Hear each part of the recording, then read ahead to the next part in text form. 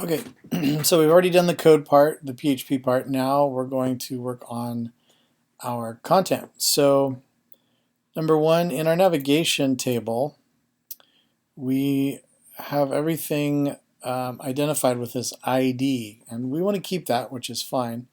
But what it's doing is it's loading up these pages, index.php, contact.php, and about.php. I want to change that link to just be the name of the page. And the reason for that is that we're going to tie that to the content in a second here. So first of all, let's go ahead and click this check all, and then with selected we're going to click on change. All right, and this first one we're just going to completely change that to home. This guy here, we're going to remove the .php. Same with this one here. So we're going to load home, contact, or about, and then go. And that's it. So we've just simply updated the link. Now in the content table, we're identifying the content with just an ID, but we need to also have a link here to be able to pull this content based on the name of the link. Now, if we're just, we could theoretically just get away with the ID, but what I'd like to be able to do is have multiple rows eventually to be able to create more complicated content. So we might have a few rows that actually provide the content for one page.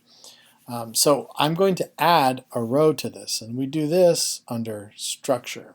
So in the table content, we're going to click on structure, and then there's one button on here that says go, and by default it's going to add one column at the end of the table. And so click go.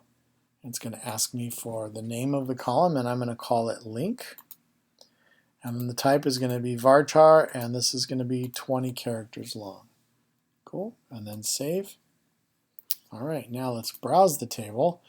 And what we need to do is edit all of these. So I'm going to check all again with selected. I'm going to change. And so the link for this one, this is our home page. So I'm going to put home in there. This one is contact, and this one is about. Click on go. Awesome. Okay, so that is pretty much all we need to do to the database. So let's check it. Let's reload our page here and see if we get something that works or something that fails. I'm going to pull this page down here so you can see right here. So with the URI segment of home, we've got this is the home page, and if I click on contact, it's bringing up the contact content, and about, it's bringing up the about content. Just by adding in this right here, and if I remove that, it goes by default back to the home page, and that's because in our index here, if nothing is included in that URI segment, it's going to default it to home.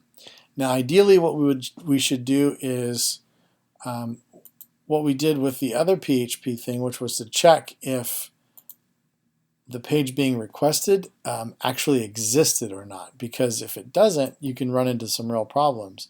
So like for instance, if I come up here and I request a page called dude maybe, what happens? It's going to say no results because it's not going to find any pages. So we want to do something with our code so that if the page isn't found, then what we should pull is the content page. And so we'll have to do that another time. But that takes us up to as far as we got through today. All right. Bueno.